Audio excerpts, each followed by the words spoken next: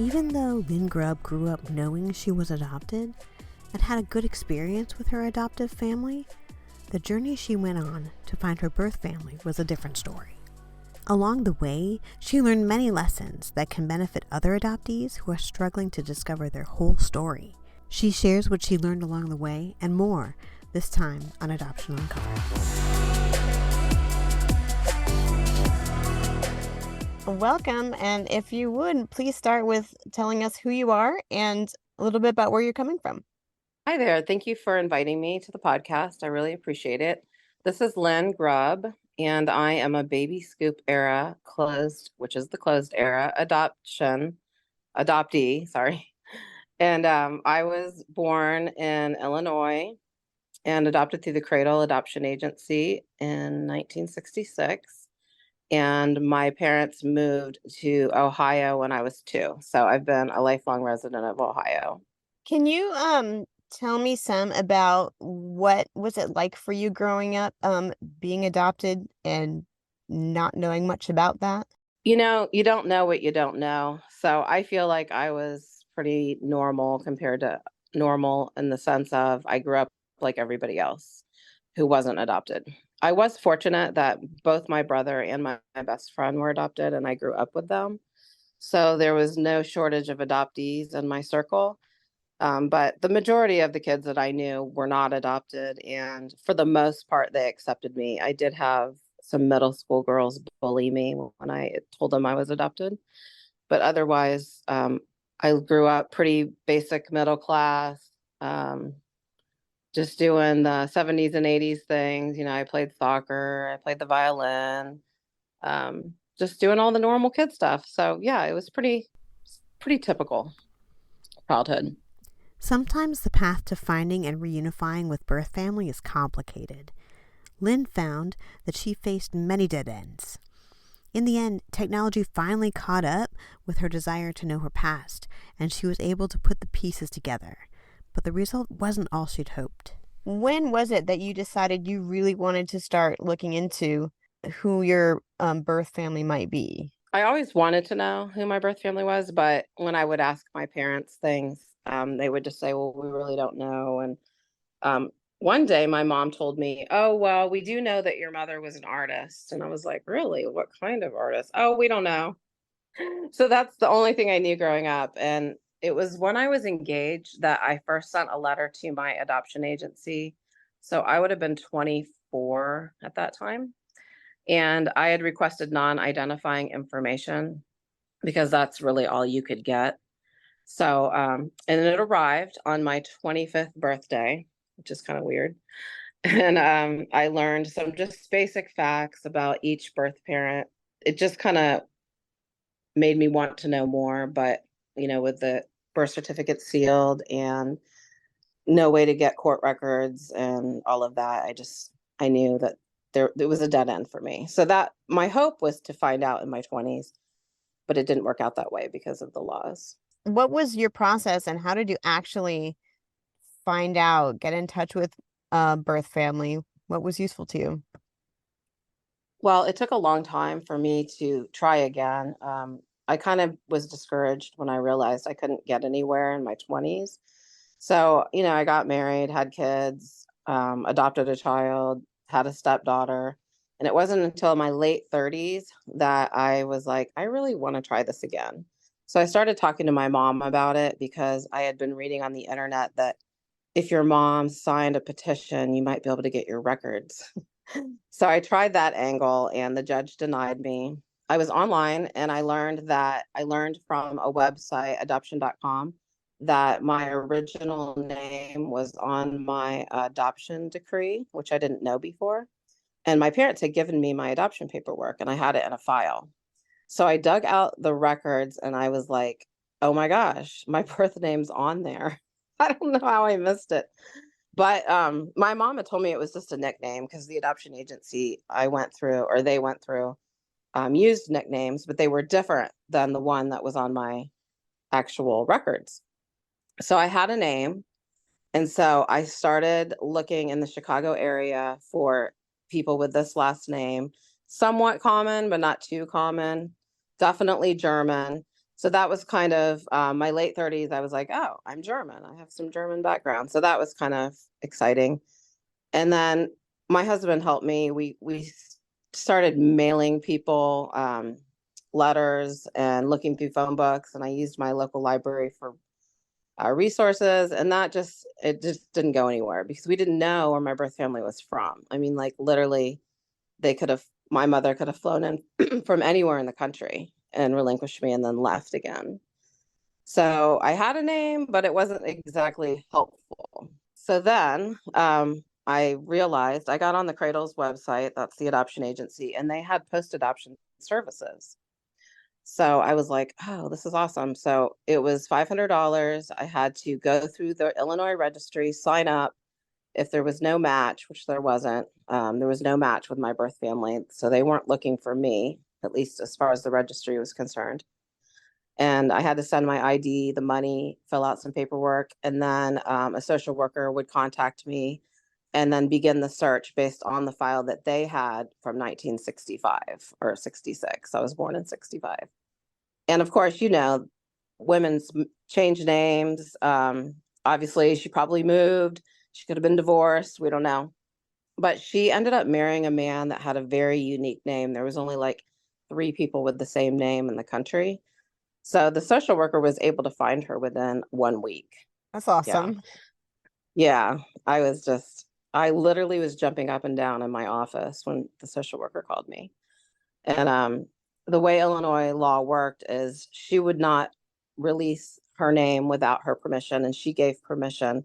So she faxed me over a letter from my birth mom, and it came through my office fax machine, and I was jumping up and down as it was Oh coming my gosh. through. I mean, I was just on a high. It was like one of the best days of my life. And so that day, I asked my husband to meet me for lunch, and we just read the letter together, and we just, talked about hopefully being able to meet her at some time in the future. Did you meet with her? I did. So many months later, we made a plan to meet at Ocean City, Maryland, and we did, and it went okay. I didn't know what to expect. I didn't have like a support group or a therapist, which I should have really, because it was emotionally a lot. And I hung in there during the time we were together, but as soon as I got on the plane, I was just like, oh my God, what just hit me? I felt like I had been run over by a truck. And then I kept replaying a couple things in my head all the way back on the plane. And one of those is that I expected her to just tell me my father's name, and she said she didn't know it. So that was kind of like the climax of my story, because I literally walked into it so naive, thinking, oh, she'll just tell me, who he is. And no, I didn't know. And that started another 14-year search for my father.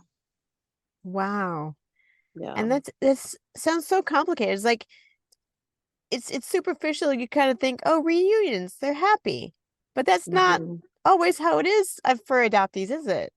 That's right. I mean, it's a mixed bag. Like, I was super happy to meet her, but I was super sad because she didn't seem that excited to see me. Hmm. Um, Her husband and my sister picked me up at the airport, and she wasn't there.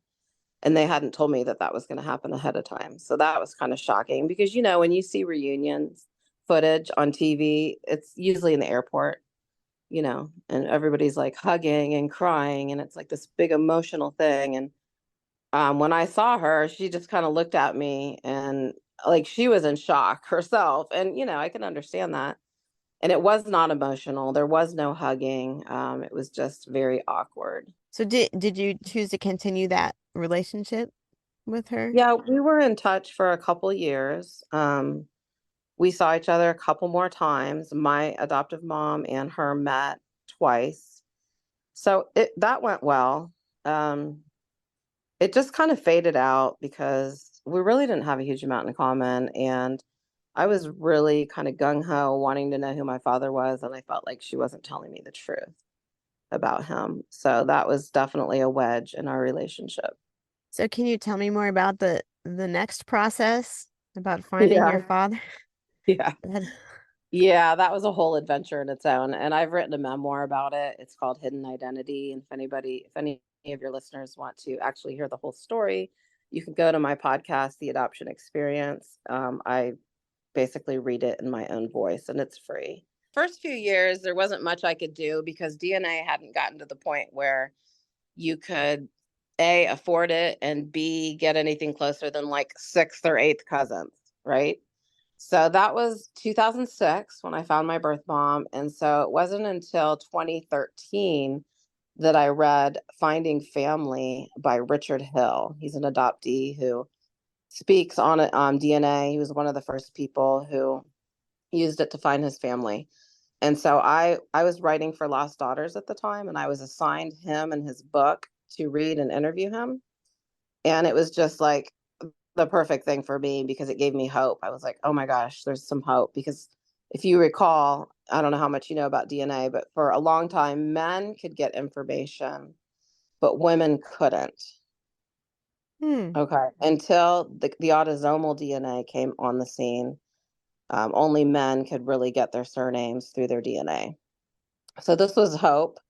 Um, and I decided, oh, actually, my husband got a refund. We got a refund of something. The DNA tests were still pretty expensive. And he handed me the check and he's like, here you go, order a DNA test. And I was like, yeah. So I chose Family Tree at that time, which Family Tree is not really what I would recommend as a first DNA test nowadays. But back then it was, what I ended up choosing. And I think it had to do with Richard Hill's recommendation at that time. Now I would recommend if you're going to spend the money, do Ancestry first because there's millions of testers in there and you're going to get at least a second cousin or closer your first time. So I did Family Tree and I didn't get anything close. And it was just years and years and years.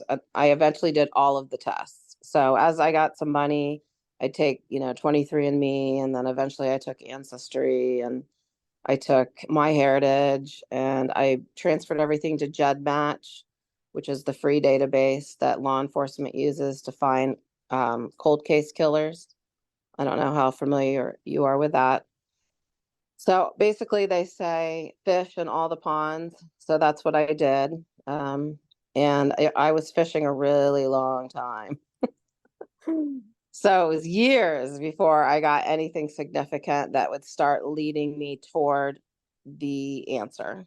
You got there eventually, huh? Eventually, I did through many weird routes. So, like, it was looking like I might be Mexican for my DNA, but then as 23andMe updated their ethnicity software, I started getting all these Peruvian matches. So then eventually, 23andMe told me that my family was from Cajamarca, Peru. And so that was really a big help to pin it down because I also knew from word of mouth that my father was an exchange student in the US and I knew what area he went to school in. So that helped a lot. There wasn't a huge amount of Peruvian men in colleges in Chicago at the time that, I was conceived. So that ended up being a big clue from I had a search team. I had a whole group of adoptees and genealogists helping me. So that was a big clue. And then as more time passed, I would get like a third cousin here, a second cousin there. And eventually we were able to determine who he was based on conversations I had through Facebook and yearbooks at Ancestry. I was able to find him in an international group photo at the college where I heard through the grapevine he had met my mother Oh, at a wow. party. At a party. She didn't even go to the college. She was just there for a party. Oh my gosh. I That's know. Crazy, crazy. huh? Yeah. And did you eventually meet him or? No, unfortunately, I found him in 2020 during COVID. He lived in Canada, and Mm. I was told not very many people knew much about him because he lived in Canada. And all the other family members lived in either Honduras or Peru, and some of them in the US, but nobody was in touch with him. So it was really frustrating to try to get information. But what I figured out later is that he had some dementia and he was going downhill at the time I found him. Mm. So I did not meet him. I wish I would have. It was very disappointing. And then he died in 2021, sorry. Oh, no. When Lynn was searching, she wasn't in a vacuum. She's able to find people to support her search, and she has some advice for others who don't want to search alone. And it sounds like you built a really neat community that to support you in all this. Like, I did. I how would was you recommend fortunate. to other people? The way I did it is I just opened a Facebook room and invited friends and invited people who were good researchers. They didn't have to be like genealogists, but people who are just curious and good researchers or have skills that it's kind of like a hive mind. The more people in the room that know different things, they're like, they pull things out of the air, like nothing that I could think of on just my own. But when you have that hive mind going on, it's like you catch each other's energy and it just flows. So when it got to the point where we were on the trail of my father, people are pulling pictures and documentation, and they found him on Facebook and they found him on LinkedIn, and everybody's just posting in the room. It's like this, it's like a big party. I had that support there anytime. So if I was feeling upset about something, I could call one of them, or just post in the room. It was just it was a collaborative way to search. And I think I've repeated that process on some other searches that I've worked on. And it really does bond you to the people that you're working with, because it's just such a personal and exciting journey. So you've helped other people search for birth family as Yeah. well? Yes, and we use the same process. I call it a search party. There's a blog at my blog called that, Start a Search Party. Um, right now, because you can get such close cousins on Ancestry, your search party shouldn't last as long as mine. So, like, if somebody wanted to do it, you might just test an Ancestry and get a very close match. Um, so you might be able to figure it out a lot quicker than I did, but I would still caution people to, before they get on their reunion high and start emailing and messaging people random notes, I would be very cautious about what you say, how much you tell, and who you trust, because that's where people get into trouble a lot of times. Can you say a little bit more about that? Like what Yeah. kind of people you should trust or what kind of trouble you can get into? Sure. So when you DNA match people and you don't have the record of your birth and you don't know the identity of your birth parent, you're going to be tempted to launch into your story over the internet with strangers. And a lot of times that scares them away, or it also outs your birth parent before you've had a chance to make a direct contact with them. So, I help people understand that, don't save the stuff, stories for your support group, and treat your matches as a genealogist would. Hi, I'm your second cousin. Can we figure out how we connect? Can I see your tree? Or, like, if they don't have a tree, could you send me your tree? Could you share any information about your background? Those types of questions that genealogists ask each other make it more professional and less, I was given up for adoption. And do you happen to know if one of your relatives gave up a baby? Like, Oh man. that's what you don't say. Yes. Adoptive families don't always react well when an adoptee decides to search for birth family.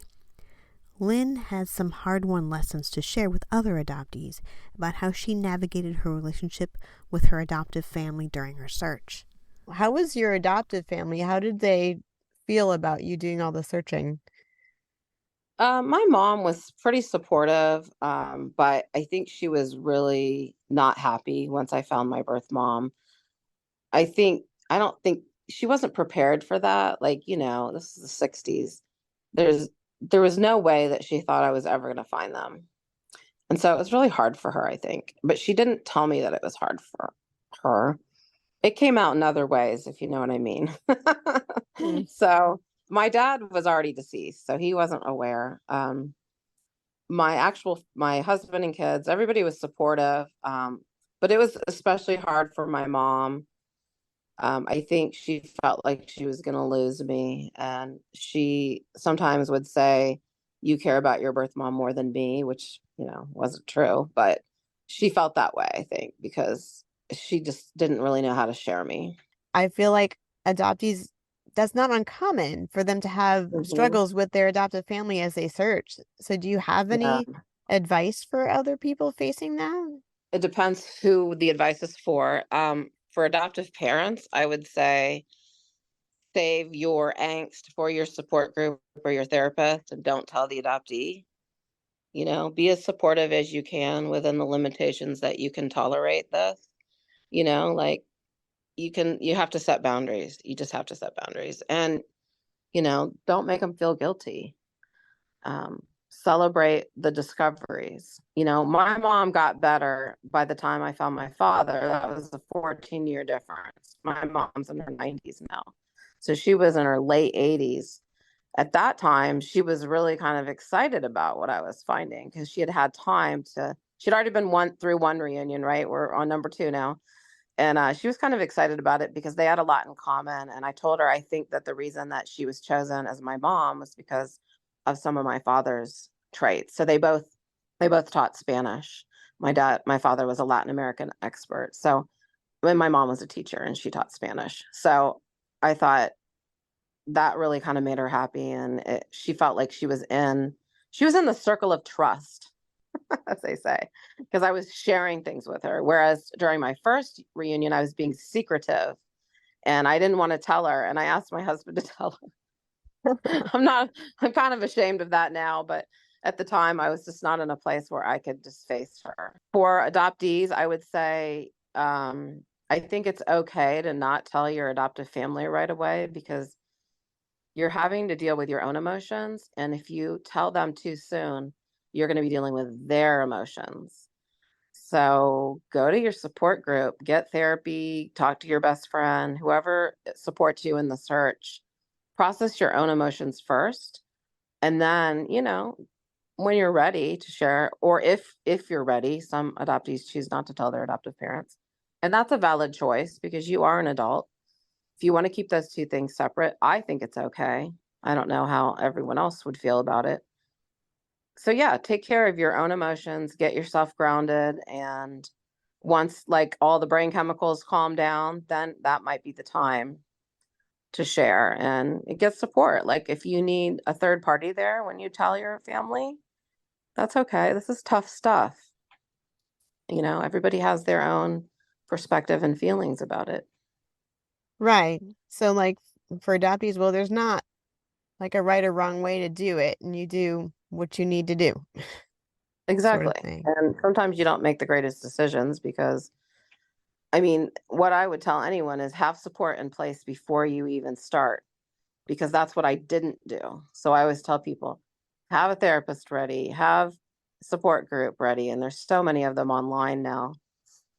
You can just, have your supports in place before you embark on this and understand like stages of reunion. Read up on books about how, of course, you're all going to be on the, honeymoon period in the beginning. And eventually, when that calms down, then the conflict's going to show up. And you have to be prepared for that because there's trauma, there's separation, there's shame, there's secrecy, there's, um, who knows? Like in a lot of cases I've seen in our community, a lot of the birth parents didn't tell the other family members.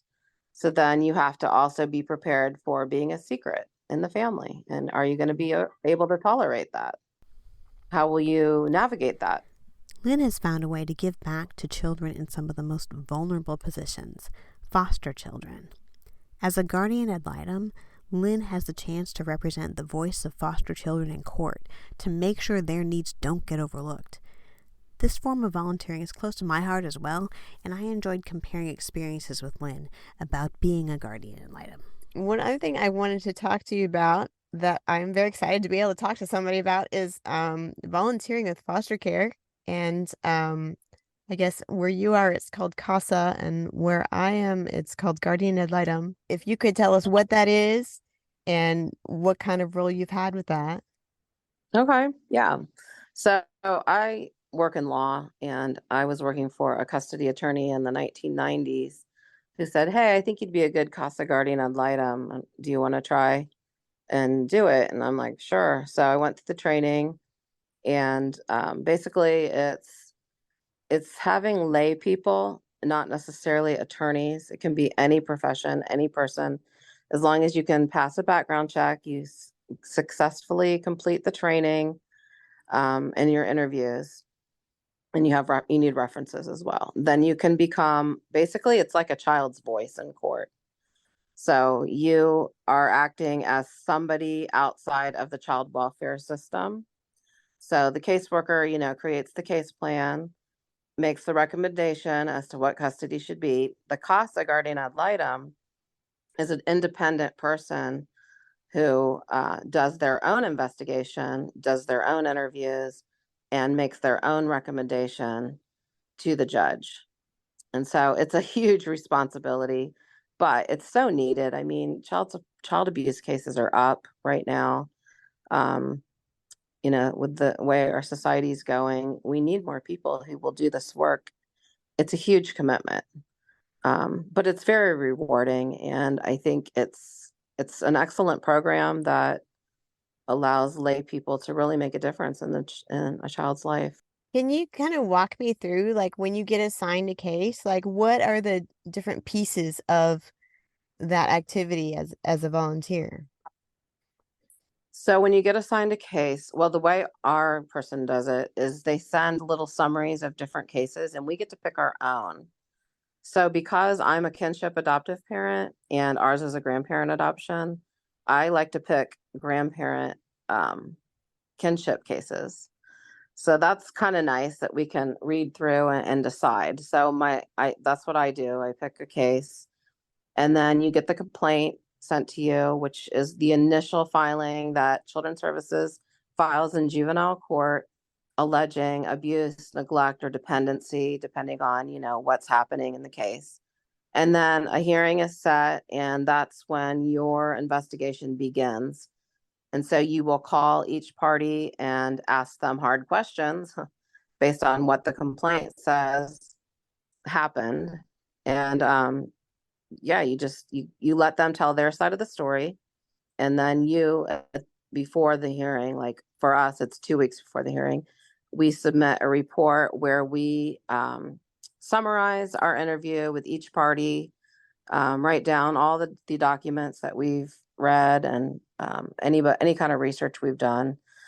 We get a discovery packet. I don't know if you guys do. That comes from Child Services, of like the case plan and anything like police reports and stuff like that.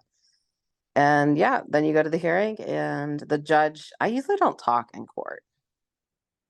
Your recommendation's right there on the report, but sometimes the judge will ask you if your recommendation stays the same because the report was filed a couple weeks before. And as part of the law, at least in Ohio, you have to go see the child once a month. So that's your responsibility.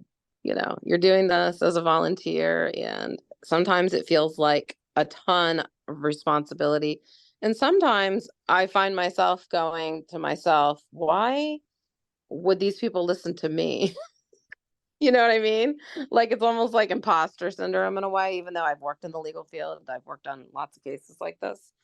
I just think this is just amazing that a layperson that goes through training and gets sworn in can have such a say in a child's life. I just find that to be pretty amazing. So Yeah, I agree. I mean, it's one of those things is I feel like when I've had a case and when I've had people work with me, what a difference it makes. That volunteer position that can just speak for the child is yeah, and really something I've important. noticed lately is caseworkers don't even know what's going on half the time. At least this is my experience recently, and then this has not been my experience in the past. We've had on my latest case, the first caseworker like literally fell off the face of the earth and refused to return any of my calls. Then the new caseworker called me up and says, "I know nothing of what's happening." And I'm thinking, "Did you not read the case?" Nope, she didn't, because they're too overwhelmed. They have too many cases. So she wanted me to answer questions, and the one thing that was interesting in this case is that the mother in the case would not speak to the caseworker. She wanted nothing to do with children's services. So the caseworker never actually got to meet her. But the mother liked me. So I had several conversations with mom. And so that ended up being really important to our case because, some people don't want to work with children's services. She's like, I gave the baby to the person I wanted to have her, and that's it. I'm not dealing with them. So, I mean, in those types of cases, it's the first time I've ever actually experienced that. But in a case where a person refuses to cooperate with the agency, which is, agency is another word for children's services, then the CASA is invaluable. Like, you want to develop that rapport with the parents. You want them to trust you. And I think they're more willing to trust me because I'm not employed by children's services. I'm less threatening because I always say, I'm a volunteer. And they're like, oh, she's a volunteer. She's doing this because she cares, right? Yeah. I mean, I've had So, that too, where hmm people, because yeah, I just want to hear. And it is less intimidating when you're not a paid social worker. You are not the one that took the child away.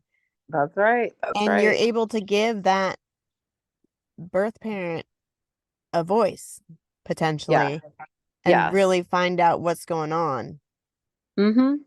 Yep. Because sometimes when you're reading those case plans and all of that gobbledygook that they put in the case, they make the parent sound really bad. I know that's part of what they're supposed to do, but sometimes I find that it's just not necessary for me to write anything negative. It's just, this is what the parent wants, this is what they believe, this is what happened, and that's it. Here's my recommendation. So that's one good thing about having experience in this area, that I've learned that you don't need to put everything in your report. You don't need to address every single thing that you've heard, right?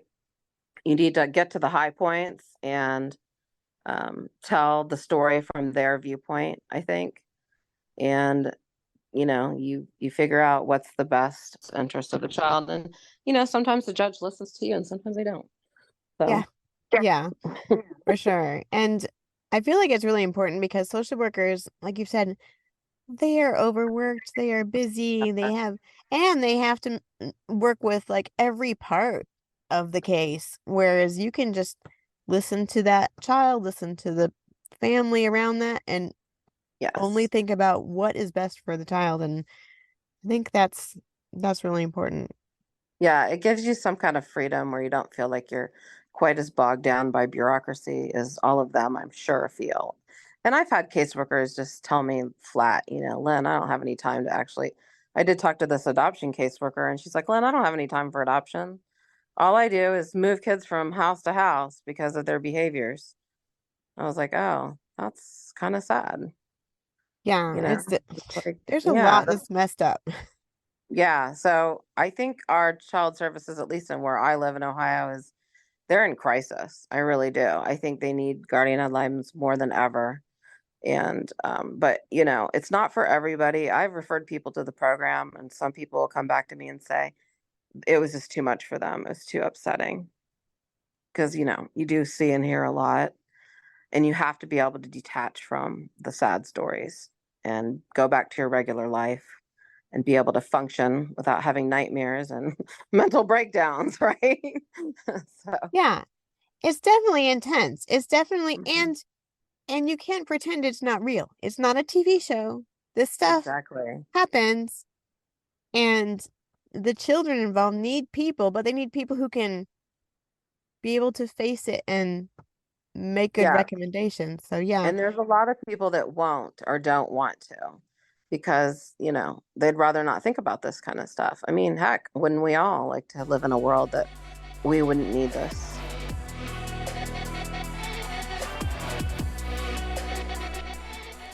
It's not always easy for adoptees to search for birth family. But when people like Lynn Grubb, who go on that hard path and then choose to share what they've learned with others, are willing to be open, it makes a big difference for future generations of adoptees.